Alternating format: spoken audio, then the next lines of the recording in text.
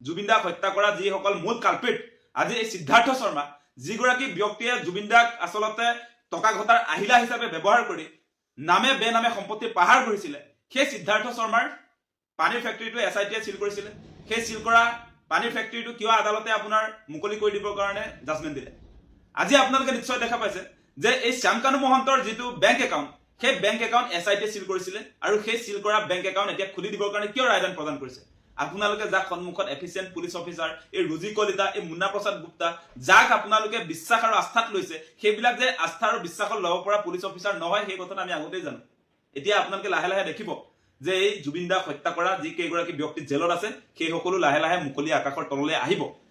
আজি আপোনালোকে নিশ্চয় দেখা পাইছে মানে যদি সঁচা সঁচিকে এই এছআইটিয়ে লিগেলি এই গোটেই তদন্তটো চলোৱা হলে আজি বেংক একাউণ্টটো আপোনাৰ সিল কৰি থোৱা শ্যামকানু মহন্তৰ সেইটো খোল নাখালেহেঁতেন আজি আপোনালোকে নিশ্চয় দেখা পাইছে বিএনএছএছৰ 107 অনুসৰি যি গাইডলাইন আচলতে মানি চলিব লাগে এছআইটিয়ে সেইটোকে নাজানে দেখোন তেওঁলোকে কেনেকে জুবিন দাক আচলতে ন্যায় দিব তেওঁলোকে জুবিন দাৰ হত্যাকে কেনেকে ফাঁচি দিব বেংক একাউণ্টটোকে জব্দ কৰি ৰাখিব নোৱাৰিলে সিল কৰা বেংক একাউণ্ট যেতিয়া লগে লগে খোল খাই যায় সিল কৰা যেতিয়া পানীৰ ফেক্টৰীৰ লগে লগে খোল খাই যায় তেতিয়াহ'লে এই হত্যাকাৰীসকলক হত্যাৰ কথাটো বহুত ডাঙৰ কথা এইটো বহুত বিচাৰ বিবেচনাৰ প্ৰসংগ আছে গতিকে সেই তদন্ত সেই চাৰ্জশ্বিটটোত মানে উপযুক্ত তথ্য প্ৰমাণ নাথাকিলে এই হত্যাকাৰীসকল অতি শীঘ্ৰে মুকলি আকাশৰ তললৈ আহিব সেইটোৱে মেইন কথা আৰু আমি সেইকাৰণে কৈ আছিলো যে মুখ্যমন্ত্ৰী হিমন্ত বিশ্ব শৰ্মাৰ যিবিলাক বক্তব্য সেই বক্তব্যবিলাকৰ পৰা প্ৰমাণ হয় তেওঁ জুবিন দাক ন্যায় দিয়াৰ পক্ষত নাই আৰু তেওঁ শেহতীয়াকৈ কি ক'লে শেহতীয়াকৈ তেওঁ ক'লে বোলে ফাষ্ট ট্ৰেক আদালতত বিচাৰ হ'লে হত্যাকাৰীসকল মুকলি আকাশৰ তললৈ আহিব কেনেকে আচলতে কেনেকে হ'ব পাৰে সেই কথা মানে আদালতত দুই ধৰণে আপোনাৰ চলে নেকি কেছবিলাক আজি নিম্ন আদালতত যিটো নীতি নিয়মৰ মাজেদি আচলতে চলে সেইটো নীতি নিয়ম নচলে নেকি আজি ফাষ্ট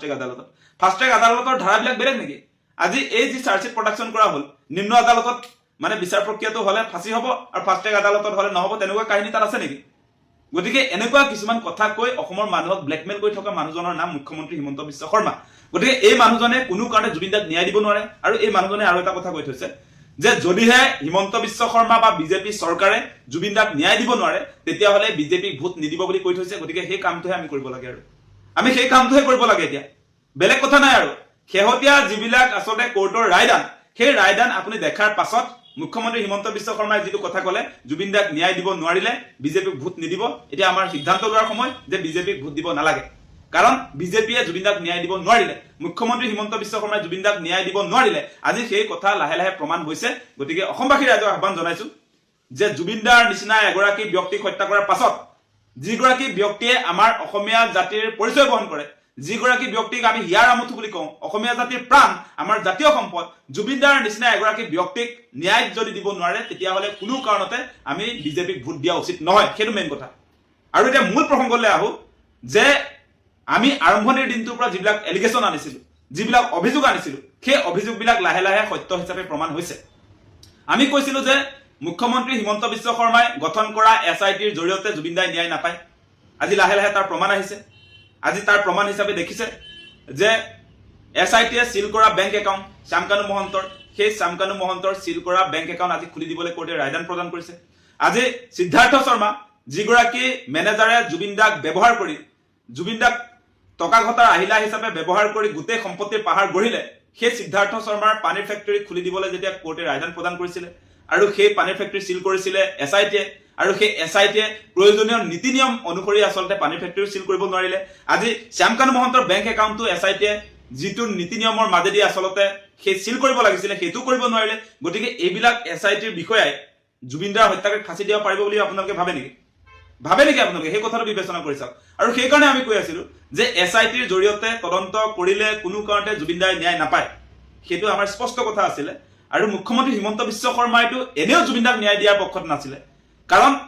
এই হত্যাকাৰী শ্যামকানু মহন্তৰ সিদ্ধাৰ্থ শৰ্মাক দীঘলীয়া পূজাৰ ছুটি দিছিলে ৰাইজৰ প্ৰেছাৰতহে তেওঁ আচলতে গ্ৰেপ্তাৰ কৰিলে পাছত সেই কথা বতৰাবিলাক আপোনালোকে নিশ্চয় মনত ৰাখিছে সেই যে জুবিন দাৰ মৃত্যুৰ পাছতে ফটকা ফুটাইছিলে সেই কথা বতৰাবিলাক নিশ্চয় আপোনালোকৰ মনত আছে গতিকে প্ৰথম দিনটোৰ পৰাই যদি আপোনালোকে পৰ্যালোচনা কৰি চাই আজি 5 মাহ অতিক্ৰম হৈছে গতিকে এই গোটেই সময়ছোৱা যদি আপোনালোকে পৰ্যালোচনা কৰি চাই তেতিয়া দেখিব যে মুখ্যমন্ত্ৰী হিমন্ত বিশ্ব শৰ্মাৰ বক্তব্য আৰু এছআইটিৰ যিটো কামকাজ সেই কামকাজটোৰ পৰা এটা কথা প্ৰমাণ হয় যে জুবিন দাক বিজেপি চৰকাৰ মুখ্যমন্ত্ৰী হিমন্ত বিশ্ব শৰ্মা তেওঁলোকে ন্যায় দিয়াৰ পক্ষত নাই সেই কথাটোহে প্ৰমাণ হয় আজি আপোনালোকে নিশ্চয় দেখা পাইছে যে পুনৰ আমি ৰিপিট কৰিছো যে এই যে আসাম এছ'চিয়েশ্যনৰ যিবিলাক সভাপতি সম্পাদকে য়ত পাৰ্টি আয়োজন কৰিছিলে সেই য়ত পাৰ্টিত অংশগ্ৰহণ কৰোঁতে জুবিনদাৰ হত্যা হ'ল আৰু সেই কথাটোত চাৰ্জশ্বিটটোত কেনেকৈ আহিছে আপোনালোকে নিশ্চয় দেখা পালে যে য়ত পাৰ্টিত নথকা শ্যামকানু মহন্তই এম্বুলেন্স যোগান ধৰিব লাগে বুলি যে তাত কোৱা হৈছে আৰু সেই 11জন যি আচলতে ছিংগাপুৰৰ বাসিন্দা বৰ্তমান সময়ৰ আসাম এছ'চিয়েশ্যনৰ বিষয়ববীয়াসকলক গ্ৰেপ্তাৰ নকৰিলে তেওঁলোক যে কোনো কাৰণতে এই জুবিনদাৰ হত্যাৰ ঘটনাটোত ইনভলভ নহলে বুলি প্ৰডাকশ্যন কৰা হ'ল আপোনাৰ চাৰ্জশ্বিটত তাৰ পাছত আৰু কেনেকে ন্যায় পাব জুবিনদাই সেই কথাটো আপোনালোকে বিবেচনা কৰি চাওক মুখ্যমন্ত্ৰী